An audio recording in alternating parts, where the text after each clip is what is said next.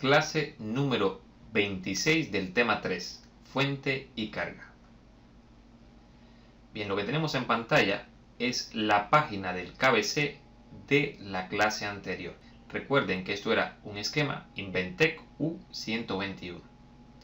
Bien, en la clase anterior habíamos hablado de este KBC y lo habíamos tomado como que era una carga del circuito que generaba los 3 voltios. Este circuito era un regulador interno que tenía el circuito de 3 y 5 voltios. Habíamos comentado también que este KBC difería con los anteriores que habíamos visto porque era un KBC que en vez de tener pines, lo que tenía por debajo eran bolas. Todo esto lo vamos a ver en esta clase. Pero lo que más me importa de esta clase es que el alumno comprenda en qué consiste lo que es la carga y la fuente y qué importancia tiene esto a la hora de reparar.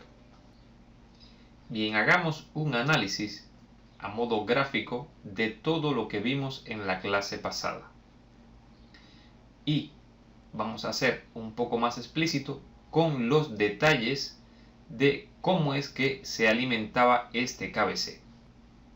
Para dar una explicación un poco más gráfica y hacer un resumen de la clase anterior, he enumerado todos los pasos que dimos y vamos a nuevamente a explicarlos de forma breve para que el alumno comprenda en una sola hoja o en un solo gráfico todo lo que vimos en la clase anterior.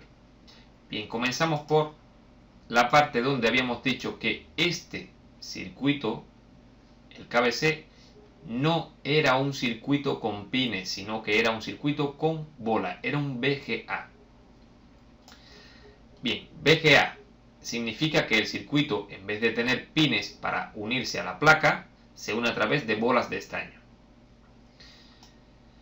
Si observamos, tenemos que en la alimentación de este circuito tiene los puntos E6, E7, E8, G5 y G8 y corresponden al voltaje positivo. Si observamos el KBC por debajo, para leerlo tendríamos este pin que nos indica que este es el pin 1 o esta marca de aquí que nos puede indicar también que es el pin 1. Cuando le demos la vuelta, aquí tendríamos esta flecha de aquí. Y podemos contar las bolas de esta forma, de aquí hacia acá, en orden ascendente. Y luego, cuando terminemos con el último número, comenzamos con las letras y hacia abajo. Si queremos saber cuáles son los E6, E7 y E8, hacemos coincidir la letra con los números. Este sería E8, este sería E7 y este sería E6. Por lo tanto, el positivo de nuestro KBC serían estos puntos. Y también tiene G5 y G8.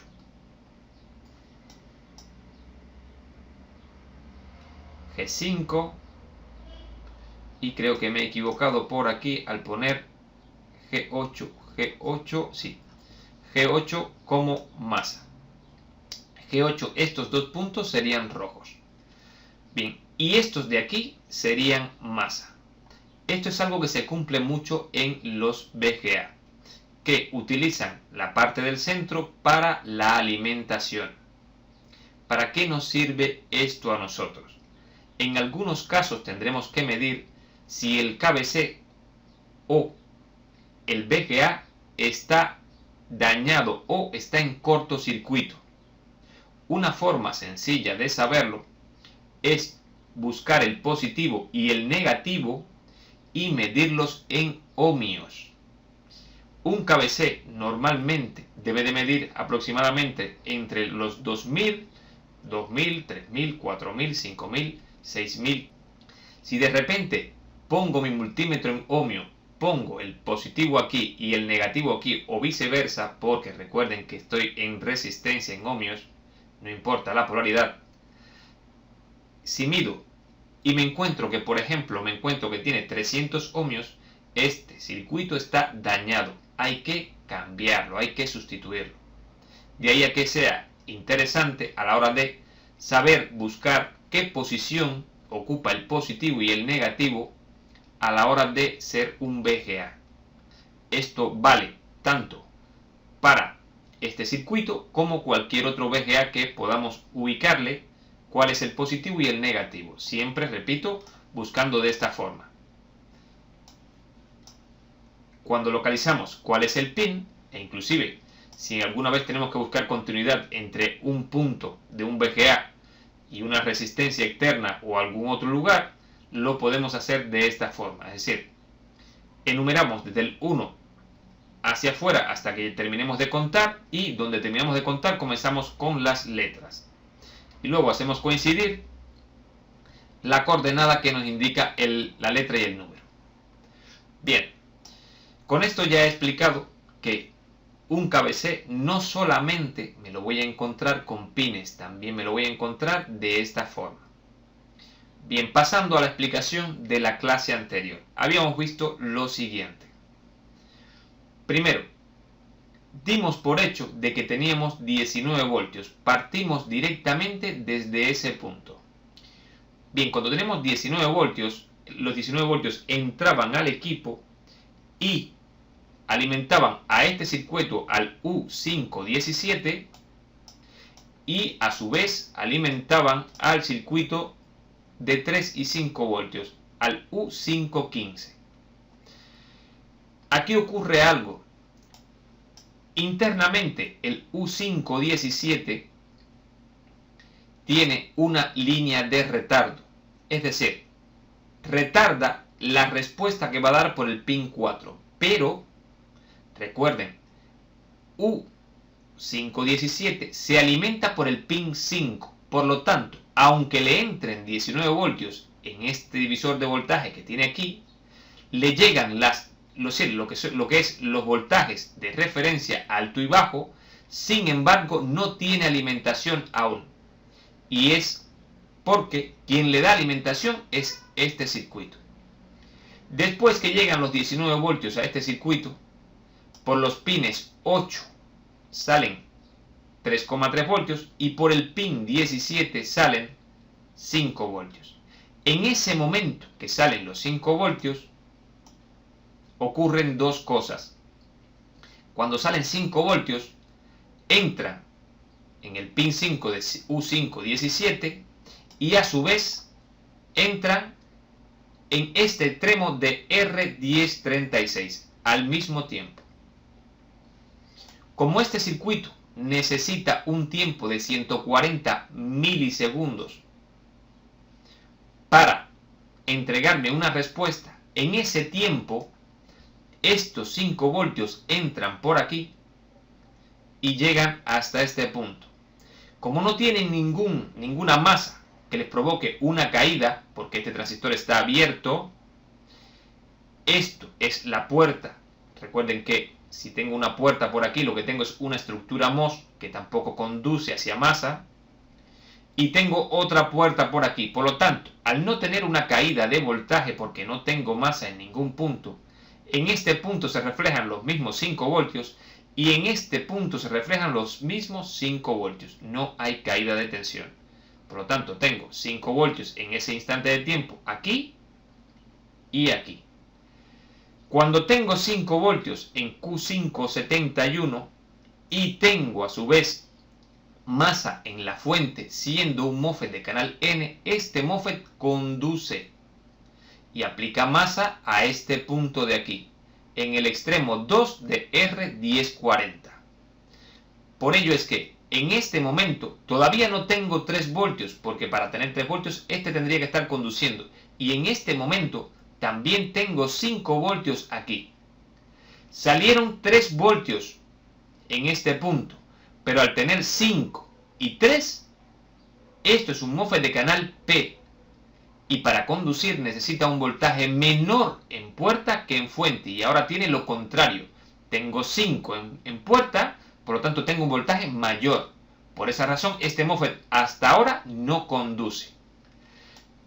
después que se alimenta con 5 voltios, transcurridos los 140 milisegundos, por el pin 4 salen 5 voltios, que es esta señal, 5VAUX ON.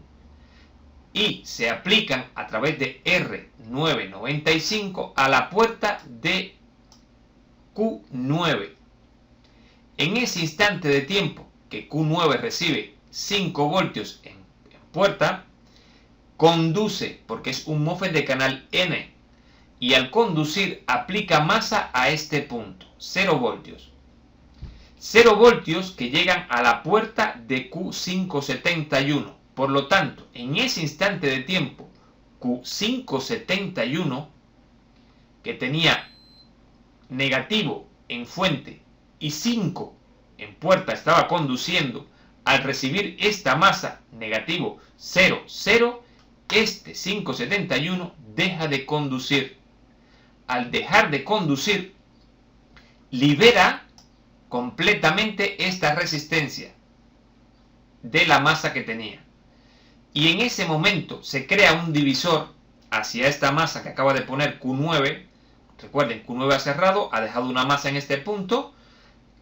Aparece una masa y aparece una corriente que circula hacia esa masa, desde los 5 voltios hacia esa masa. Esa corriente provoca una caída de tensión que deja en este punto 0,1 voltios.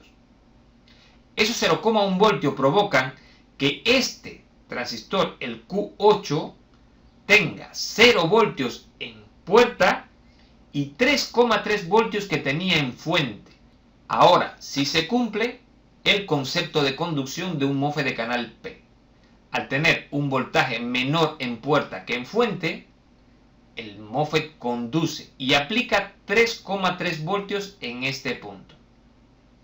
Esos 3,3 voltios vienen directamente aquí al filtro este, que es un filtro de choque, y llega y alimenta al KBC, a los pines que tengo marcado en rojo, y este también, que no lo tenía marcado en, sí, lo tengo marcado en verde, pero que también es rojo, según este diagrama. Bien, entonces, lo que hemos llegado a la conclusión es que en orden de números tenemos, primero, ocurren los 19, 1, 1 y 1. 2, salen los 3,3 voltios. 3, salen los 5 voltios y alimentan todo esto. 4, bueno, 5 voltios aquí también, y este cierra. 4, salen los 5 voltios aquí. 5, aparece una caída de tensión en este punto.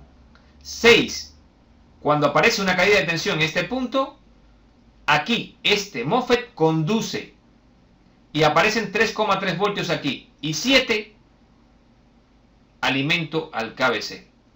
Como ven, en este diagrama está explicado numéricamente cómo es que ocurre todo el ciclo completo. Veamos un detalle. Si observamos en lo que es la salida de 3,3 voltios, esta salida de 3,3 voltios por el pin 8, aquí me está diciendo que este voltaje de 3,3 voltios va a las páginas 12, 19, 32 y 33. En este caso, este circuito KBC es la carga de esta fuente de 3,3 voltios. Pero también me está indicando que hay más carga, porque si esta es la fuente, estas páginas también son cargas. Veamos una figura donde podamos ver todas las páginas juntas. En esta figura les he creado un gráfico donde podamos ver la parte interna donde están los 3 circuitos reguladores, el de 5, el de 3 y el de 2, y, muy importante, lo que alimenta este regulador de 3 voltios. Recuerden, estamos hablando que estamos entendiendo o tratando de entender lo que es una fuente y su carga. En este caso, todas estas páginas son carga y esta es la fuente. Bien, la página 12, si observamos, es esta de aquí. En esta página no hay carga, sencillamente hay una conmutación hacia una carga. En realidad, este circuito no hace de carga. Aquí solamente voy a conmutar. Es decir, en este punto, los 3 voltios conmutarán a través del MOSFET de Q8 y alimentarán en la página 33 al KBC. El KBC sí es carga. Bien, la página 19. En la página 19 tampoco es una carga. Sencillamente es un paso por un diodo. Llega por aquí el voltaje, pasa por este diodo, hay una caída, aparece por este punto y alimenta a este circuito, al bloque RTC en el PCH. Aquí el que está siendo de carga es el bloque RTC. Por lo tanto, tengo como carga hasta ahora el KBC y el bloque RTC. Bien, página 32. En la página 32 tengo un circuito que sí es carga. Este circuito consume muy poco, pero es un circuito que sencillamente se encarga de hacer de buffer para el reset del sistema. Este circuito consume muy poco, pero también hace de carga, es decir, le pide a este circuito de aquí de 3 voltios unos miliamperios para poder funcionar. Y la página 33 también tenemos a la BIOS, es decir, una memoria EPROM que se alimenta directamente de estos mismos 3 voltios. Por lo tanto, como carga de este circuito tiene este circuito de aquí, el bloque RTC, el KBC y la BIOS. En total, todos estos circuitos unidos le piden a este circuito aproximadamente unos 50 miliamperios entre todos. Es decir, este circuito, a pesar de poder entregar 175 miliamperios, realmente entrega unos 50 miliamperios. Es muy importante tener en cuenta esto. ¿Por qué razón? Bien, porque este circuito trabaja prácticamente frío cuando está en stand-by. Entrega muy poca corriente, por lo tanto, no es un circuito que se caliente. En cuanto lo vemos algo tibio o caliente, algo está trabajando mal en sus alrededores o directamente dentro del circuito. Por lo tanto,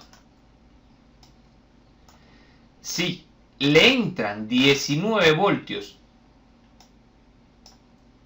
que pueden entregar 3,42 amperios con 65 vatios, y cuando hablo de 65 vatios es sencillamente multiplicar el voltaje por la corriente del cargador.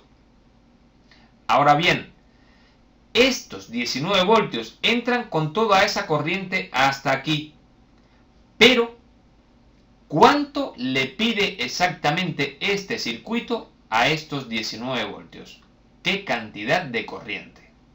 Porque si vamos a entrar a analizar, este circuito de aquí es carga, es decir, hace de resistencia entre este punto y masa para estos 19 voltios. Por lo tanto, este circuito le va a pedir una cantidad determinada de electrones. No los 3,42, sino una cantidad determinada. ¿En función de qué? En función de la resistencia que tiene este circuito entre el positivo y la masa. Y todos los circuitos que trabajan internamente. Por lo tanto, no son 3,42 amperios para este circuito, sino que él solo, como carga, va a pedir una cantidad determinada de corriente. ¿En función de qué?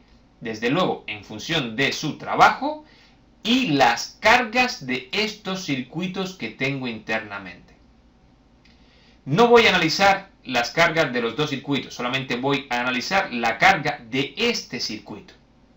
que es el que vimos en la clase anterior. Y vamos a ver cuánto realmente le pide este circuito, que es el más importante en stand-by de la clase anterior, repito, caso 2 de alimentación del KBC, cuánto le pide este circuito a estos 19 voltios. ¿Qué cantidad de corriente le voy a pedir en función de lo que tengo que alimentar, conociendo que puedo entregar únicamente 175 miliamperios? ¿Cuánto le voy a pedir a esta fuente de sus 65 vatios?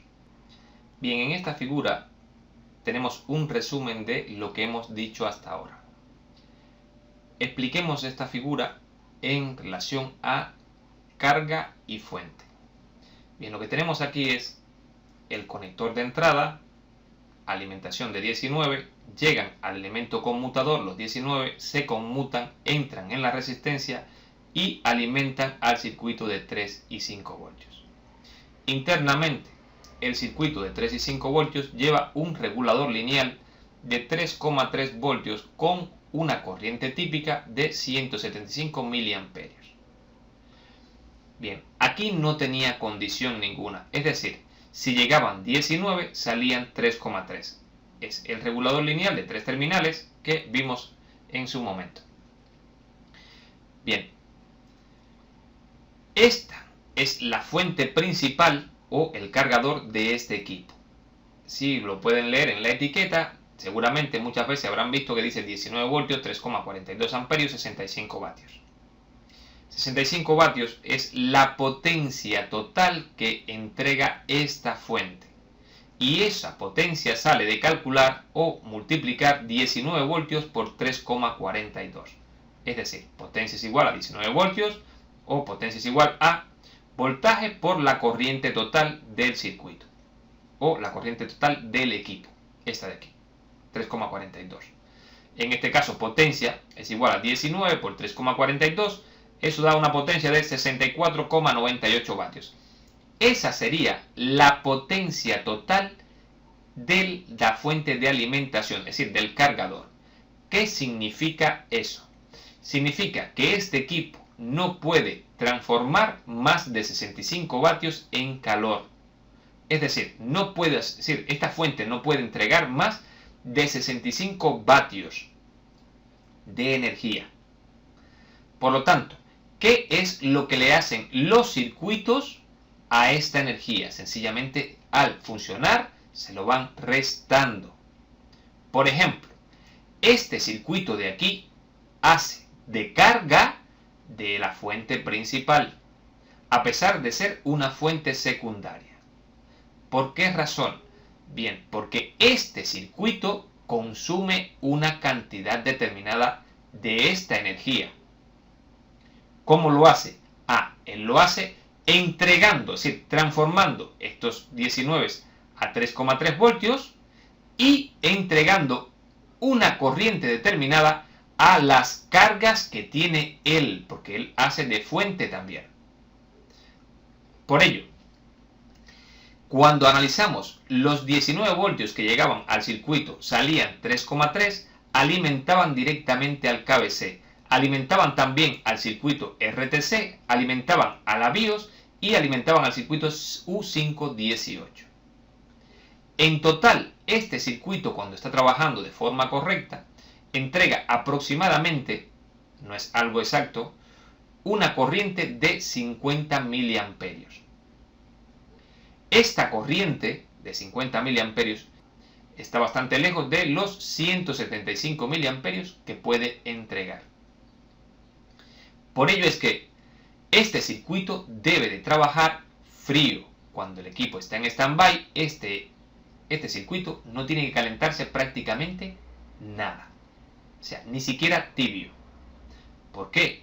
Porque las cargas que tiene consumen muy poca corriente.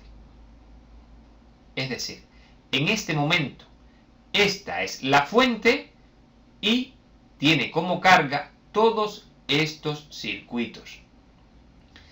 Bien,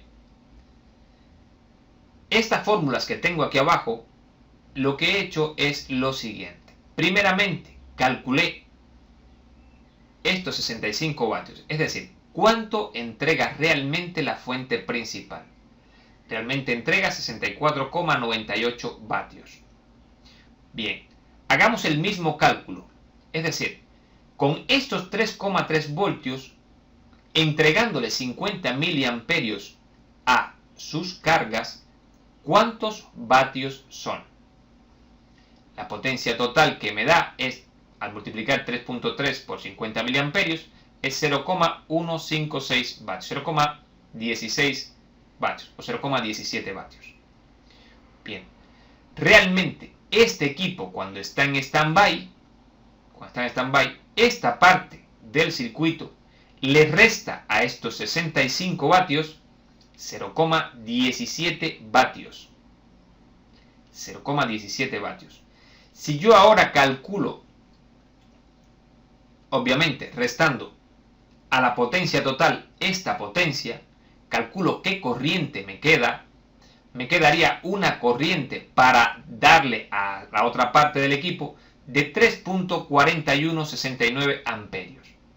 Sencillamente lo que he hecho es despejar la corriente de esta fórmula y me queda potencia dividido voltaje. Potencia dividido voltaje, por lo tanto, estos vatios que me quedan dividido el voltaje que tengo y estoy entregando, me quedaría una corriente de 3,4169 amperios. Bien, ¿para qué me sirve esto? Esto me sirve para comprender un dato muy importante.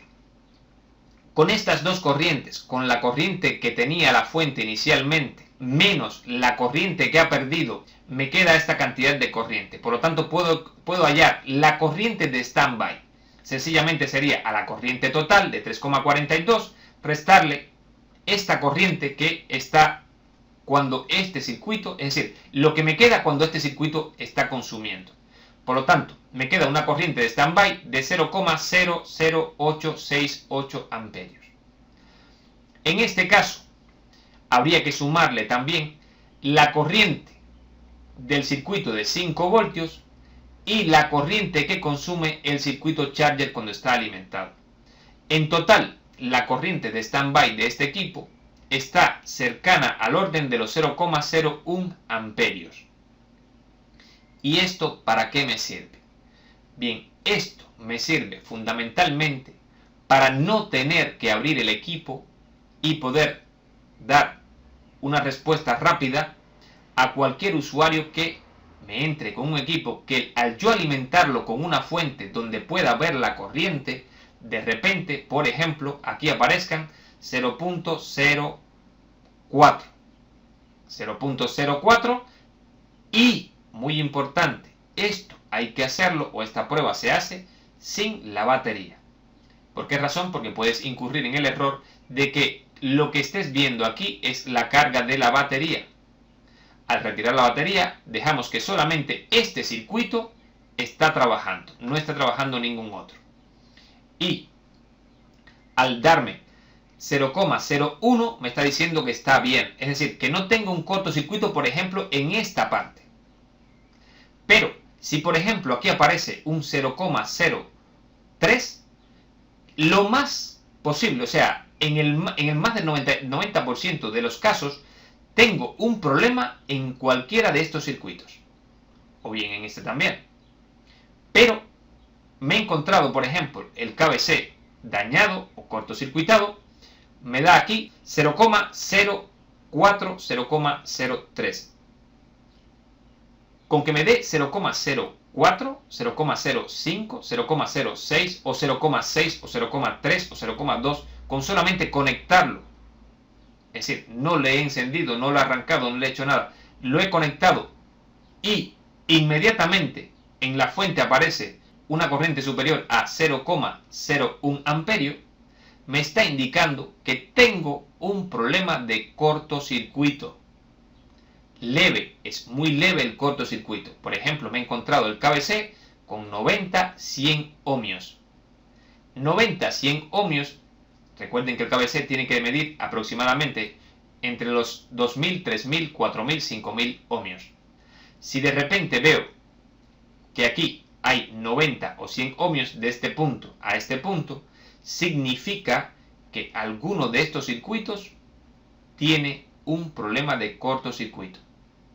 Por ello es que en ese momento me he dado cuenta de que tengo un cortocircuito a la salida de esta fuente. ¿Y qué provoca eso? Provoca que este circuito se caliente, porque en vez de pedirle 50 miliamperios entre todos, empiezo a pedirle 170, 180 o más. Y esto lo veo fácilmente porque este valor aumenta. Si aumenta esta corriente, esta también. Y me sirve para detectar un cortocircuito prácticamente sin abrir el equipo. Me basta con conectarlo a una buena fuente que me indique bien la corriente de consumo del equipo en ese momento y enseguida detecto que esta corriente está aumentando. Puede ser también que el problema lo tenga en los 19 voltios, es decir, algún elemento de los 19 voltios que me esté creando un problema. Pero lo que les puedo decir ya bajo mi experiencia es que si tengo un problema en los 19 voltios, aquí puedo llegar a los 3-4 amperios. En cambio, los problemas gordos aparecen, los problemas que son problemas de verdad, son cuando tengo un cortocircuito en estos equipos, en estos circuitos de aquí. Si tengo un cortocircuito y no es muy profundo, me refiero a que, por ejemplo, de aquí a aquí hayan 100 ohmios o 90 ohmios, que me lo he encontrado perfectamente bien.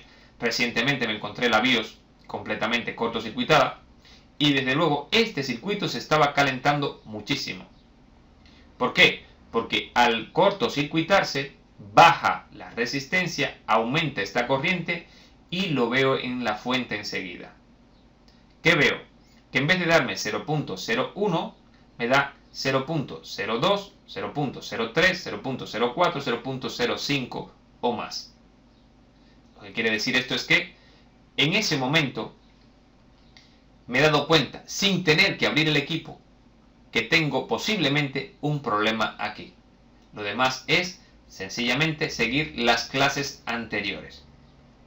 Bien, como hemos visto, el tener conocimiento de cuánto es la corriente de stand-by de un equipo me puede dar la facilidad de no tener que divagar en la avería. Les repito que en más de un 90% de los casos, cuando aquí aparecen más de 0,01 amperio, y hablo de que aquí haya un 2, un 3, un 4 en esta posición donde está el 1, eso quiere decir que lo más seguro es que tenga problema aquí, KBC o BIOS.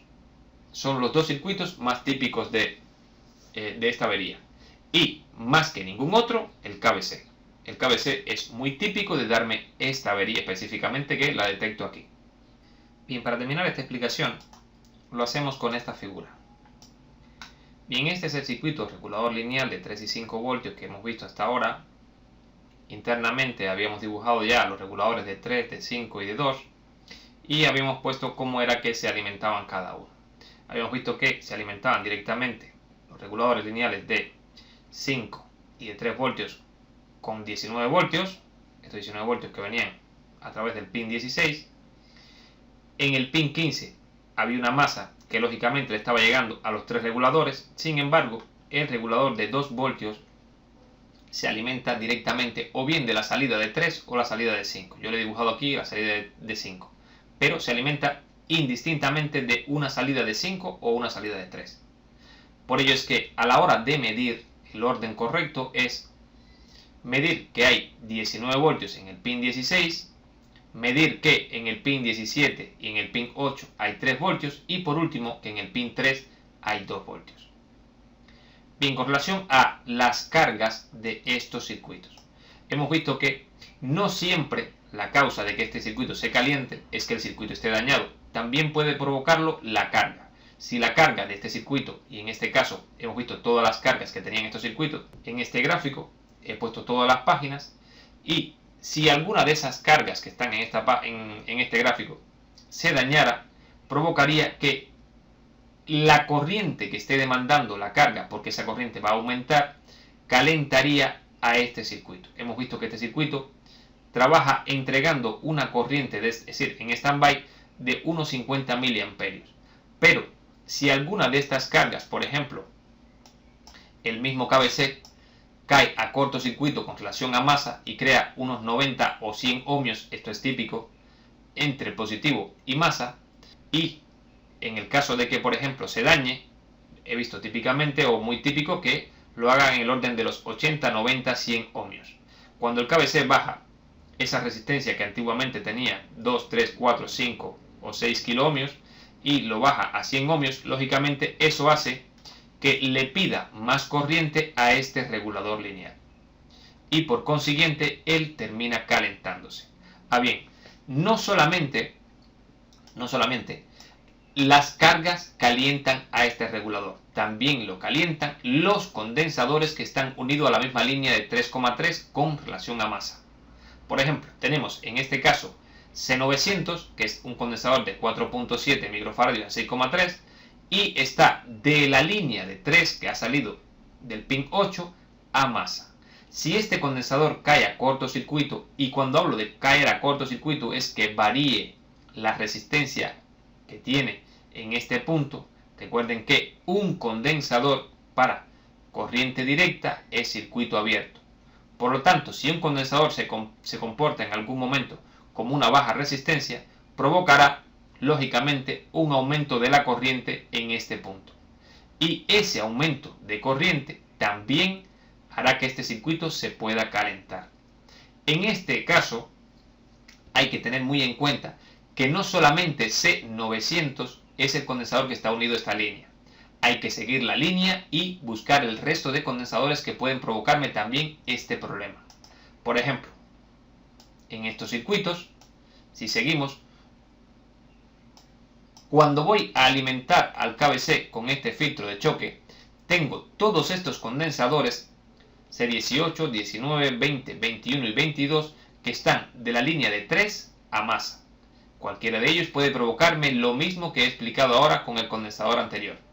Si alguno de ellos cae a cortocircuito, sencillamente aumentará la corriente provocando que este circuito se caliente. Y al igual que esto, también ocurriría con C776, que está aplicando los mismos 3 voltios a este punto. Y como este condensador está entre el punto de 3 voltios y masa, si él cae a cortocircuito, provocaría exactamente lo mismo. Un aumento de corriente y por consiguiente ese aumento de corriente provocaría mucho calor en este circuito. Por ello, resumiendo, si un circuito de 3 y 5 se calienta, no es exclusivamente porque el circuito esté dañado, sino que puede haber otras alternativas, pueden haber otras variantes. Es verdad que en muchas ocasiones es el circuito el que está dañado, pero en muchas otras también es verdad que es la carga quien está dañada. Y en otras ocasiones también son los condensadores. Por lo tanto, es muy importante tener esto en cuenta y cuando vayamos a hacer un tipo de chequeo lo hagamos de forma completa y chequemos que el circuito no esté dañado o que las cargas no estén dañadas.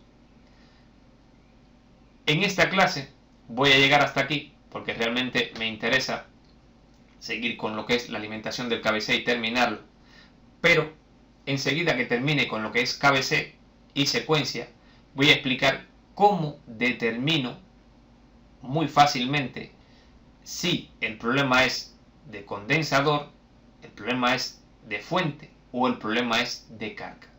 Hay un método muy sencillo que enseguida se determina cuál es el problema que tengo. Y con este método resuelvo esta avería en muy pocos minutos. Bien, con esto ya puedo pasar al tercer caso de alimentación del KBC.